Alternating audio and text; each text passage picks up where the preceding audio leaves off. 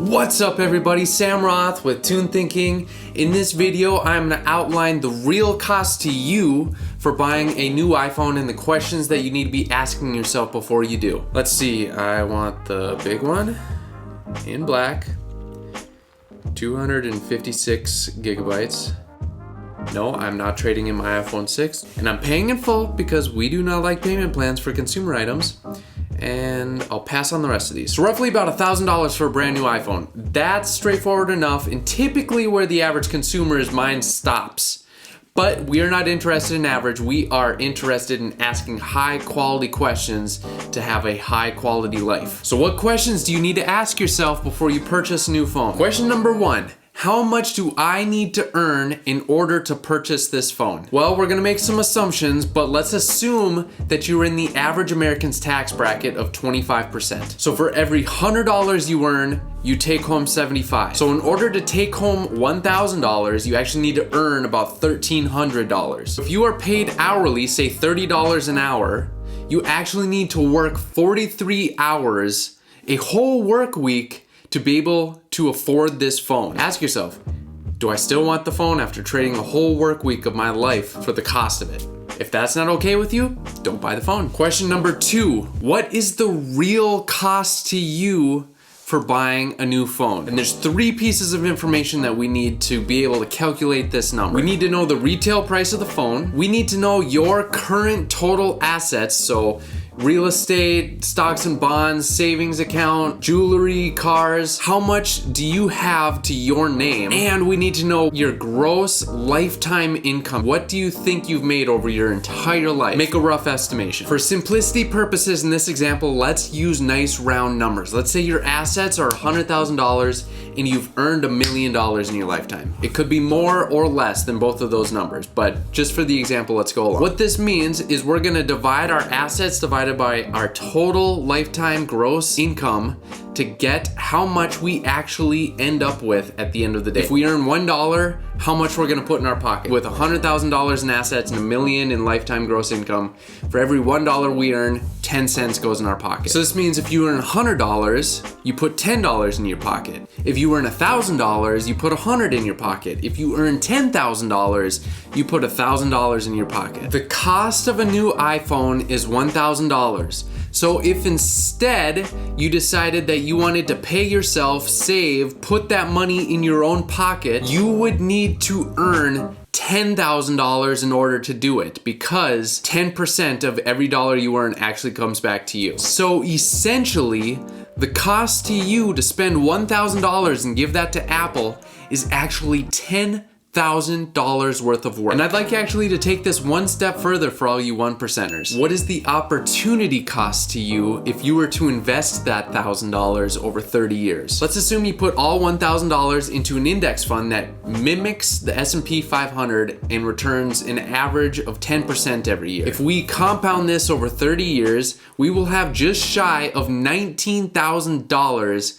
on our $1,000 investment. So let's add all of this together now. What's the real cost to you and the opportunity cost from not investing? The real cost is $10,000 and the opportunity cost is $19,000.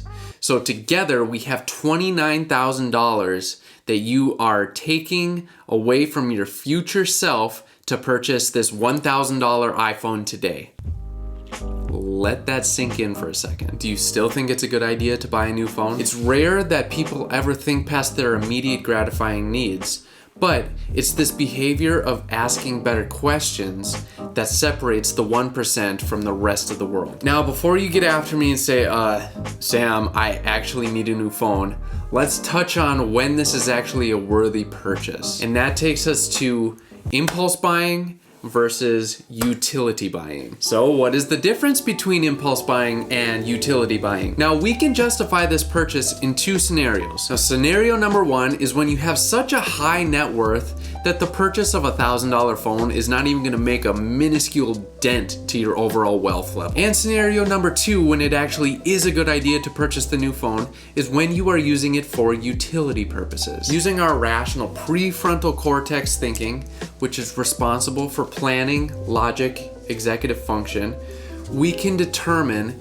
if the actual functionality of a new phone is going to justify the cost. For example, you use the phone for work. You make client calls on it, you set up meetings, you take product photos, you can then justify that purchase. We impulse buy when we move from our prefrontal cortex thinking to our amygdala, which is responsible for our emotions. Emotional buying is, what will my friends think? This will make me feel really cool and good about myself. I need it. As Warren Buffett stated, if you can't manage your emotions, don't ever expect to manage money. Emotional buying is what keeps us from becoming the 1%. And the majority of people make more than enough money to be wealthy many times over throughout their lifetime, but they don't have a strategy on how to keep and grow their money. And this always reminds me of Ty Lopez quoting Charlie Munger.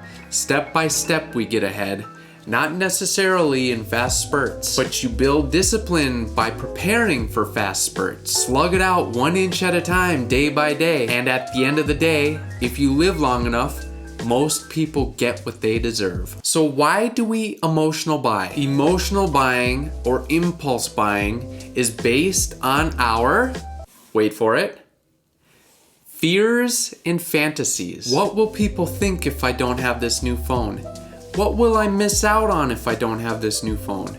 Or, Julia is going to love me if I have this new phone. Or, I can't wait for John to see, he will finally accept me. But don't worry, this behavior is actually ingrained in our psyche. As a part of our evolution, we developed the need to be accepted by the tribe in order to survive. Our fears and fantasies stem from this survival instinct, and the people selling you a new iPhone know this. And the part of the brain that we already mentioned, the amygdala, that is responsible for this fear-based thinking. And I think you would agree, there is a lot of amygdala fear-based thinking going on today. Our media thrives off of it, brands thrive off of it, and consumers buy off of it. The more emotion driving the marketing, the more likely you will impulsively buy, which is why sex is such a high-used marketing tool. Sex is primitive, fear is primitive, being a part of the group is primitive. The people who have mastered their lives have learned how to manage their FOMO instincts. They are masters of their emotions rather than at the whims of societal thinking. So I want to give you some tools that you can use that will help you manage your emotions and your fears. Again, we need to ask quality questions to have a quality life.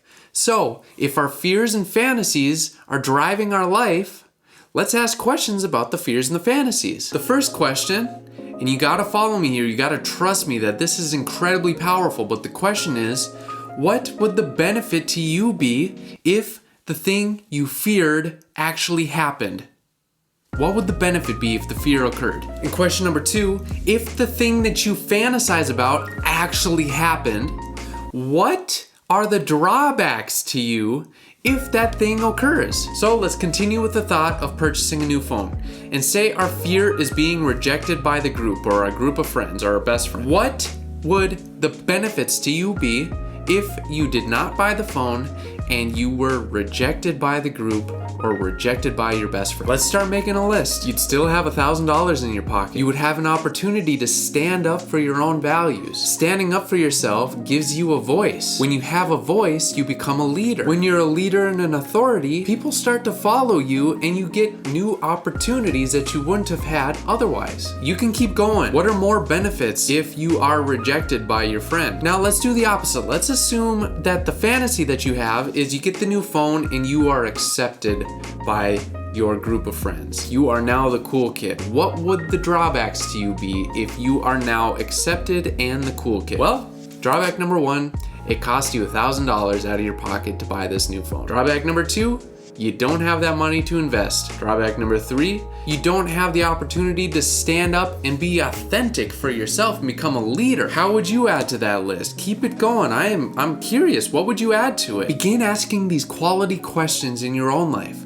with any purchase you make. Is this for impulse or is this utility? And also, I want to encourage you to start looking at your fears in any area of life.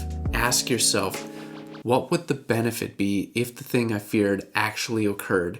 And what would the drawbacks be if the way that I fantasize it going were to occur? This alone puts you in a position of power. And when you answer these questions for yourself, it allows you to see the whole picture. And if you still want to buy the phone, you can make an empowered purchasing decision rather than a one-sided emotional purchasing decision. And that is personal power. Like and subscribe. Tune back every Tuesday evening for more empowering information. And hey, leave your questions and comments below. I would love to hear what you think, and I'll be sure to respond to every single one of you. Thank you so much for watching, and we'll see you next Tuesday.